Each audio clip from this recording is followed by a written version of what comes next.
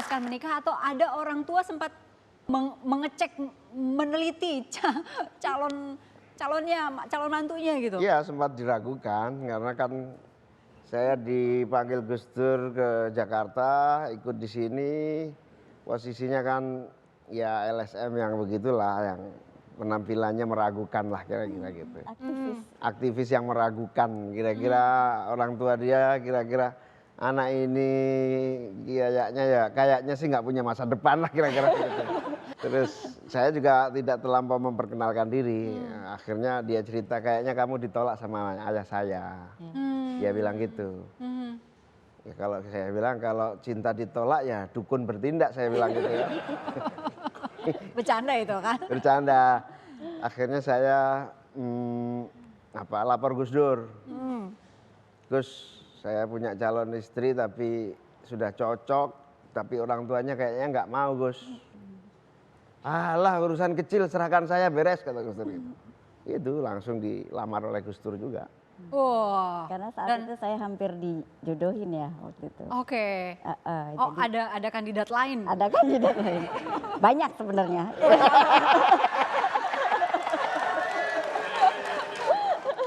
Dan akhirnya ketika Gus Dur yang melamarkan gitu, langsung ayahanda atau ibunda Ya yang akhirnya? karena sudah melihat keseriusan kita gitu ya, akhirnya yang menerima. Iya, sampai dengan sekarang. Oke, suka duka Mbak Rustini mendampingi Caimin apa saja tuh? Banyak ya, karena dia apa ya tadi itu gila organisasi itu ya. Jadi waktu saya pengantin baru itu, kan tinggal di Jakarta terus sempat di rumah orang tua saya. Itu yang namanya telepon berdering setiap hari itu, setiap 5 menit sekali itu dari berbagai daerah. Sampai orang tua saya tuh heran, ini siapa yang telepon gitu loh. Jadi semua mulai kakak saya, adik saya semua akhirnya jadi operator telepon hanya untuk dia gitu. Oh ya, teleponnya belum zaman handphone? Belum, iya kan rumah. telepon rumah. Oke. Itu berdering sampai jam 12 malam, jam 2 malam gitu. Nah itu akhirnya Bang, saya kawin dia itu dalam rangka supaya saya bisa punya telepon, bisa untuk telepon.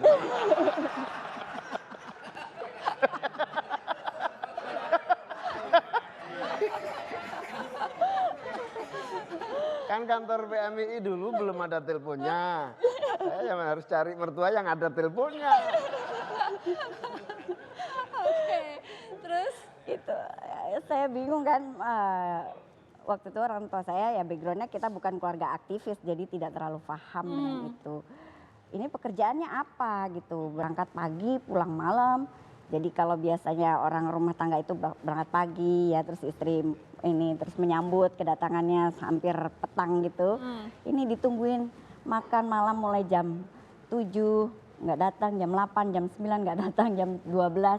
Sampai kita udah ngantuk sekali nggak datang-datang juga, sampai kadang-kadang kita juga lewat lepas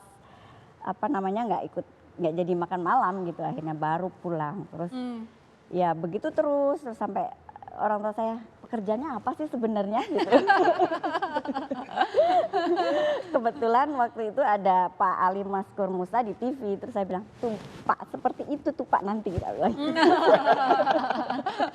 Sampai sekarang masih gitu nggak? Iya masih. Pernah ada apa ya, permintaan gitu dari istri, dari anak misalnya jangan Ya awal-awal jangan ya terlalu kita sibuk. pasti sering protes ya gitu ya, terus terutama juga anak-anak kan kurang masa-masa ketemu, tapi lama-lama kita jelasin. Terus ketika suami ada acara, terus saya pernah ikut waktu itu saya sedang hamil, diajak pas muktamar NU di Cipasung. Saya hamil dibawa naik mobil itu yang dari daerah ke daerah itu saya begini. Ternyata begitu kita udah selesai sampai di satu daerah itu kan terus diminta ngisi acara. Setelah ngisi acara jadwalnya kan cuma satu acara yang kita tahu. Setelah itu setelah acara masih ada acara lagi, masih lagi ada acara lagi. Enggak selesai-selesai. Jadi saya mengerti di situ. Oh, kenapa pulang malam tuh karena seperti ini gitu. Oh, karena tuntutan di luar tuh seperti ini. Akhirnya saya mengerti, sudah deh gitu. Sebelumnya mengiranya kenapa pulang malam? Ya ngapain sih ngurus negara kok nggak selesai-selesai gitu. Ternyata suaminya seorang pejuang.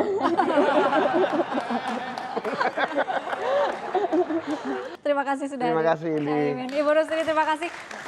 Para Menteri Kabinet Kerja, terima kasih sudah hadir di sini dan kita jumpa lagi pekan depan dengan tokoh-tokoh yang lain. Sampai jumpa.